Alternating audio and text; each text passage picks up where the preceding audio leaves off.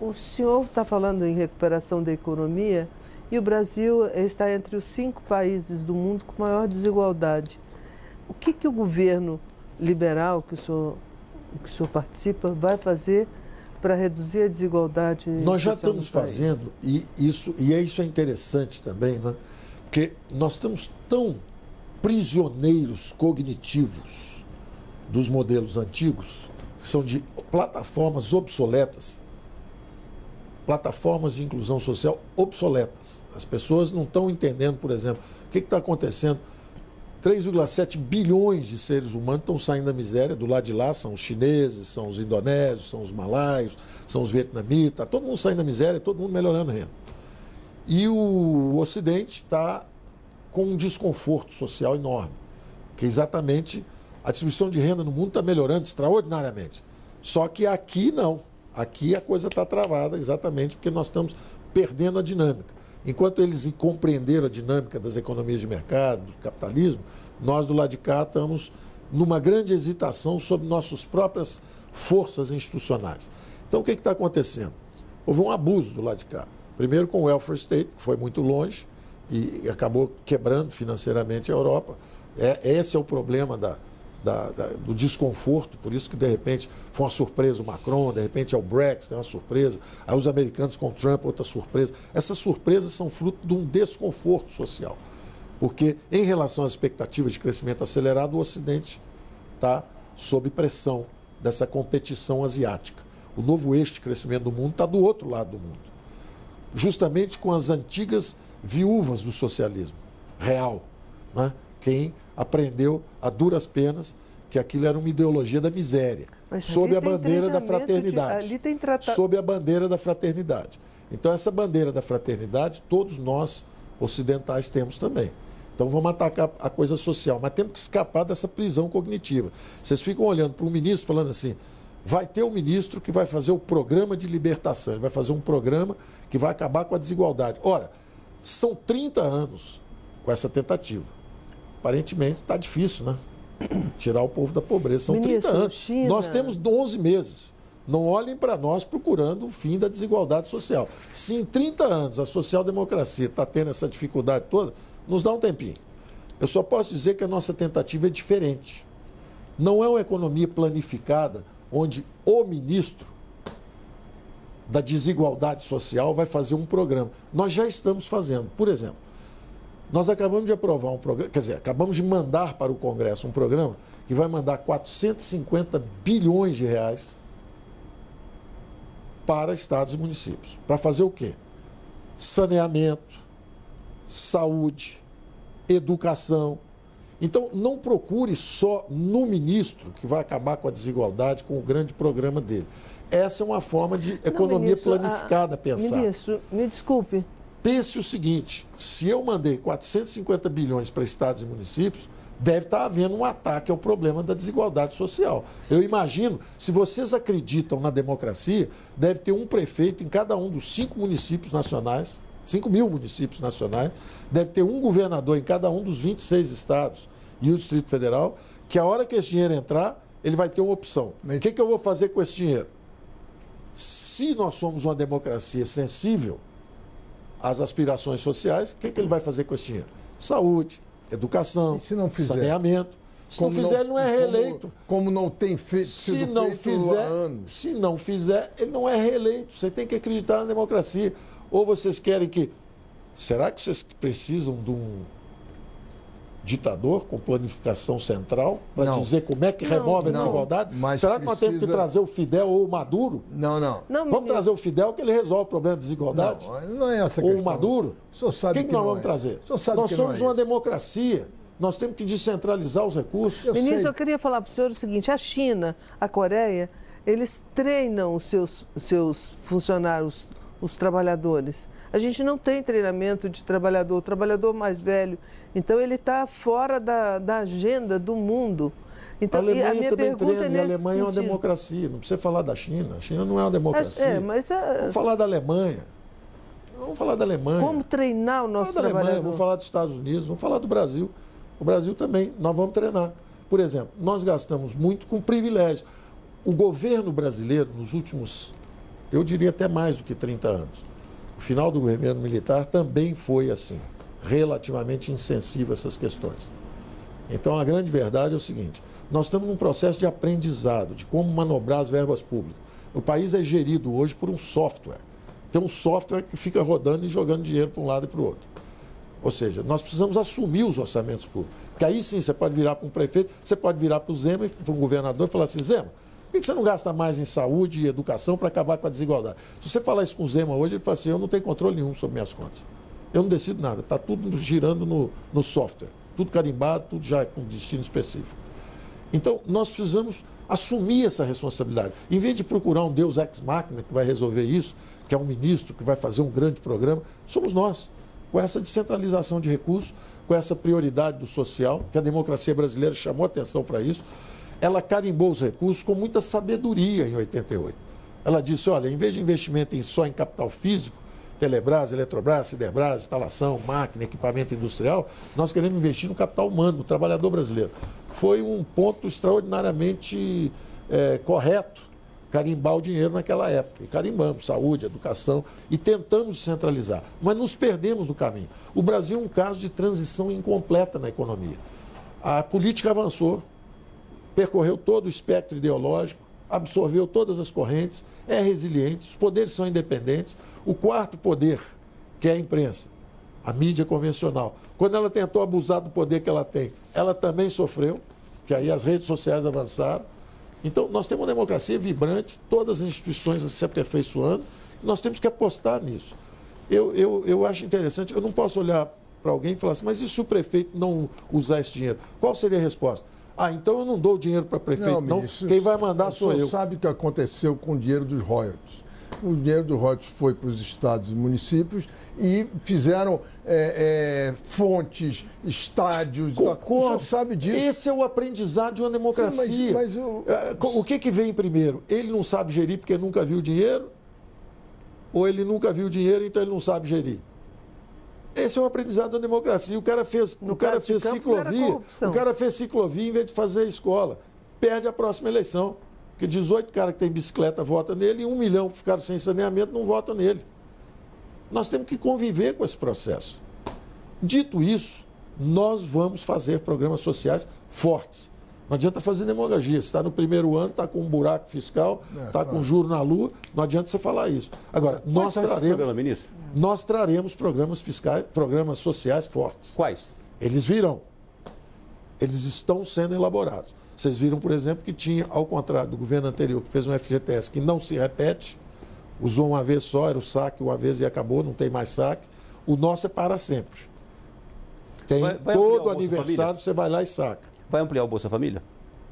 Bolsa Brasil. Vem coisa boa. Já ouviu o som. Renda Brasil, tem todo tipo de nome por aí. Tem todo tipo de nome, mas tem coisa sendo fabricada, coisa potente, socialmente potente. Mas, de novo, tem que ser menos potente do que a descentralização de recursos. Se quiser, a gente não manda dinheiro para Estado, município, não manda para ninguém. Fica com a gente, nós vamos fazer um programa para ficar no poder 60 anos. Nós vamos criar o Bolsa Família Cúbico, ao cubo, e vamos gastar tudo nós mesmos, com a política central. Sabe o que vai acontecer? O que acontece com as economias planificadas centralmente. Durante um tempinho dá certo, ali na frente se corrompe, ou não estamos assistindo isso? Ministro, eu queria falar de um parceiro nosso, a Argentina, parceiro importante, vizinho importante. Eleição e a posse de um novo governo. Qual é o futuro da relação com a Argentina na economia? O senhor já teve contato com o ministro da Economia? O senhor já teve ali alguma conversa? Zero contato. Não procurou nem foi procurado? Zero contato. Qual é a expectativa do senhor em relação aos... Nós sabemos o que nós queremos. Nós ficamos 40 anos isolados do mundo. Viramos uma ilha onde a população, e eu brinco sempre, 200 milhões de trouxas sendo explorados por 6 bancos, 6 empreiteiras, 6 transportadoras, 6 empresas de cabotagem. Quer ficar bilionário, milionário? Vem para o Brasil. Tem 200 milhões de patos para você vender tudo a 3, 4, 5 vezes o preço internacional. Esse não é o caminho da prosperidade. O caminho da prosperidade é a integração às cadeias globais de valor. É o que está tirando 1,5 bilhão de chineses da miséria. Tem 2 Chinas também. Tem a China oficial, com cidades com 300 mil pessoas, preparadas para 300 mil pessoas, cidades estão vazias. Tem um sistema de bancos públicos chineses implodindo. Tem empresas estatais implodindo, focos de corrupção. Está cheio de chineses, tem mais chineses entrando em Portugal que é brasileiro, tem mais chineses entrando no Canadá. Será que eles gostam de Portugal ou estão saindo de algum lugar onde a coisa não está tão interessante depois que você acumula algum recurso e quer ter liberdade para fazer as suas coisas? Então, nós temos que pensar o seguinte: 1,5 bilhão de chineses, temos os paquistaneses, são populações colossais, a Índia, né? Todo mundo vindo na direção da integração global e todo mundo melhorando de vida. O Brasil ficou à margem disso. Essa globalização que a gente fala tanto, o Brasil viu a globalização passar. O Brasil não se integrou a essas cadeias. Então nós temos que fazer um movimento nessa direção. Nós sabemos disso. Por isso é que dissemos, olha, o Mercosul é um caminho interessante, porque nós ampliamos um pouco o nosso mercado e juntos vamos para a União Europeia. Foi o que fizemos. Agora, juntos também, vamos conversar. Se o Alberto Fernandes for para outro rumo, a gente pode sair do Mercosul? Eu deixo você concluir. Nós sabemos o que queremos.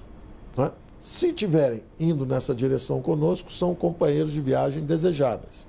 Se não quiserem, eles responderam, não somos nós. Ministro, queria voltar à capitalização que o senhor falou. Lamentou que a gente não tenha podido fazer a capitalização aqui no Brasil. Nós estamos vendo o que está acontecendo no Chile, que era um modelo que baseava a ótima pergunta. brasileira. É uma ótima pergunta e é muito fácil responder a isso. Pelo seguinte, olha o problema do Chile. Fizeram um regime de capitalização, ou seja, democratizar a poupança. As pessoas, os pobres começaram a acumular, porque as pessoas falam, mas o pobre não poupa. O pobre poupa, claro. Se você hoje pega 8% do salário dele e deposita lá no FGTS, é claro que ele poupa, ele já poupou. Mesmo sendo pobre, é uma poupança forçada. Os regimes são feitos de previdência são feitos com poupança forçada. Você tirou o dinheiro do pobre e botou lá. Só que você botou, hoje você botou num lugar onde está ao alcance da Georgina, que vai lá e some com aquele dinheiro, está ao alcance de corrupção, e aquilo é dissipado de uma geração para outra, porque aquilo não é capitalizado. Então, um regime de capitalização, qualquer economista mediano vai dizer o seguinte: se eu tirar o dinheiro de alguém, eu capitalizar isso, eu deixei alguém mal? Não. Eu posso sempre fazer a repartição. O problema do Chile é o problema mais simples, é o seguinte: você sozinho chegou a 70% do salário mínimo, né? Então tá bom, vou te fazer um regime de repartição agora que te garante o mínimo. Tanto que o nosso tinha um mínimo garantido. O nosso nós íamos garantir o mínimo. Nós não íamos, já prevendo esse problema do Chile, nós já íamos garantir o seguinte: olha, deixa capitalizar, vai ter gente que vai ficar com um resultado muito maior. Os ricos capitalizam. Sabe por que eles são ricos? Porque eles capitalizam. Eles estão acumulando recursos a vida toda, poupando e acumulando. Ora, você tem que deixar o pobre ter a chance de que os seus recursos se multipliquem. Então, um regime de capitalização é simplesmente o direito de deixar que esse dinheiro se multiplique. Mas o que deu errado? Mas isso não quer dizer que você não... Não, eu vou deixar o Mário Vargas Llosa responder a você essa questão. Ele diz o seguinte: olha, tem vários... E aí aquele também, o homem que explica, o Castells, né, que explica as redes, sociedades em redes, etc. Então, o que está acontecendo é o seguinte: há hoje uma possibilidade... As democracias hoje são fluidas, são dinâmicas, as coisas acontecem, os movimentos acontecem rapidamente, as comunicações são por WhatsApp e todo mundo se organiza. As redes estão funcionando, estão operando. Então, quando você vê manifestação no mundo inteiro, você não pode dizer, tá vendo, isso aí é por isso. Não, são razões diferentes. No Brasil, a movimentação foi porque tinham subido o metrô, aí no Chile também foi porque estão insatisfeitos com as universidades que são pagas ou com o preço do metrô que subiu. E também me preocupa muito mais o silêncio das ruas do que o barulho das ruas. Me preocupa, por exemplo, quando você não tem a manifestação. Cadê o movimento de rua na Venezuela? Por que o povo subiu? Isso me preocupa. E a gente está muito preocupado porque tem, às vezes, povo na rua, numa democracia, e a gente não fica preocupado quando o povo não pode vir à rua num regime que não é democrático. Então, a primeira coisa que a gente tem que pensar sobre o Chile é o seguinte: eles fizeram um regime de capitalização, eles cresceram 30 anos seguidos, bem acima da média da América Latina. Eles ficaram com a renda per capita que é o dobro da média da América Latina, que é o Chile era tão miserável quanto Cuba. Cuba continuou miserável e o Chile virou a maior renda per capita da América Latina. Então você chega num país que cresceu 30 anos, a 5, 5,5%, 4,5%, 6%, criou uma classe média emergente. E essa classe média, hoje, com o WhatsApp, fala o seguinte: estou ganhando só 70% do salário mínimo. Mas deve ser 8 vezes o salário mínimo de Cuba. É 70% do salário mínimo do Chile. O cara está insatisfeito porque está recebendo 70% do salário mínimo do Chile, que é 8, 10, 15 vezes o salário mínimo de Cuba. E como o Chile, na visão do senhor, então é uma insatisfação por desigualdades. Já não é o problema da miséria, da passeata pela miséria, que é o que acontecia 10, 15, 20 anos atrás e ainda está acontecendo em alguns países mais pobres. Já é, segundo o Vargas Llosa, uma manifestação muito mais parecida com o colete amarelo da França do que o que está acontecendo na Venezuela, ou na Bolívia, ou no Equador. Então nós temos que ter, nós não podemos atribuir, isso é fascinante, porque você teve 6, 7, 8 presidentes social-democratas um atrás do outro. Aí, de repente, o Pinheira está lá, tem uma movimentação, você fala, tá vendo? O problema do Chile é a Previdência chilena. Ué, se o problema era a Previdência, por que a Bachelet não mexeu na Previdência? Se o problema era a Previdência, por que antes não mexeu? Dito isso, eu concordo com você, é o seguinte, o que está acontecendo no Chile é revisitar um tema numa ordem democrática. E isso é muito saudável. Os chilenos talvez nem saibam por que eles enriqueceram como país. Eles nem sabem por que a renda per capita dobrou. Chegou um grupo de economistas lá e acabou fazendo as medidas certas. Como era um regime politicamente fechado, aquilo não foi submetido à população. Então a população ignora por que saiu da miséria. E ela chega hoje e fala, quero revisitar esses temas. Justo, correto. Estão revisitando. Nós, por exemplo, fizemos um outro caminho. Nós estamos percorrendo o caminho democrático, as mudanças são mais demoradas, a nossa renda per capita, ao contrário, o Brasil crescia 7,5%, estagnou. O Chile crescia 0%, estava estagnado. Cresceu 5,5%. A renda per capita do Chile é muito maior que a do Brasil. Muito maior que a do Brasil. Por isso que eu digo, não foi o regime da capitalização. O regime da capitalização em si democratizou a poupança, ensinou famílias pobres a tomarem conta. Cada um podia olhar a sua caderneta, tinha mobilidade, pode tirar de um lugar e ir para o outro. E no final o que faltou foi uma garantia pública. Se não tiver um bom desempenho, vamos complementar isso aí. É mais fácil você complementar uma aposentadoria de alguém que conseguiu por si só e por sua própria educação financeira, investimento, acumular 70% do salário mínimo, e aí você chega e olha, eu garanto essa diferença. É a nossa camada de solidariedade, fraternidade. Vamos pagar isso. É mais fácil para um país rico fazer isso do que o país estar sem levar nada para o futuro. Agora, ministro, o presidente ficou com receio de que esse ambiente de protestos nos países vizinhos viesse para o Brasil, tanto que desistiu de enviar a reforma administrativa para o Congresso nesse ano. Então, tinha essa preocupação também. Sim, e veja só como é interessante isso, né? Porque são duas possibilidades. Primeira possibilidade, que é a avaliação política do presidente. Interessante, ele fala o seguinte, olha, não vamos dar pretexto, já fizemos reformas importantes, o ano está acabando, é uma avaliação política, que eu, como economista, eu tenho que respeitar. Ele é que tem o voto, não sou eu. Então o presidente vira e fala o seguinte, Paulo, já avançou, já fizeram várias reformas, já está tudo andando, mas, presidente, essa reforma é natural, ela não mexe no direito adquirido, a estabilidade dos funcionários. Nós estamos criando, ao contrário, um filtro maior para a valorização do funcionalismo público. É uma reforma de modernização, vai valorizar os quadros. É interessante. Olha o povo na rua, lá no Chile. Chile, que é um país, exatamente a mesma observação do Merval, o presidente fez. Se o Chile, que é um país que está bem, está com renda per capita alta, está essa confusão toda, vamos observar um pouco. É inteiramente compreensível do ponto de vista político. Só que a minha visão sobre o processo é o seguinte, o Chile é um país que cresceu 30 anos, ficou bem acima da América Latina, os jovens ficaram com expectativas muito boas, os idosos também, e de repente os idosos estão vendo, olha, 70% no mínimo, não é tudo que eu queria. Ora, se o país está rico, e está rico hoje, o país, a tributação é 20% do PIB. Imagina se eles fizeram o que nós temos. Então bota agora imposto em 36% do PIB e paga 3 salários mínimos para cada velhinho aposentado. Ministro. Eles podem fazer isso. Eles têm recurso para fazer isso. Entendeu? Então, é um problema muito mais do funcionamento da democracia, revisitando o seu próprio passado, falando, vem cá, tem uma opção de coisa aí que foi feita que eu não gosto, não. Quero revisitar. Pode ser que eles descubram o que nós descobrimos. Você tem que ser muito cuidadoso com os seus desejos. Olha, eu realmente quero revisitar isso. Tudo bem. Nós, por exemplo, estamos fazendo tudo democraticamente, todo mundo feliz e o crescimento desceu. Não tem problema. Pelo menos nós estamos felizes com a nossa própria obra.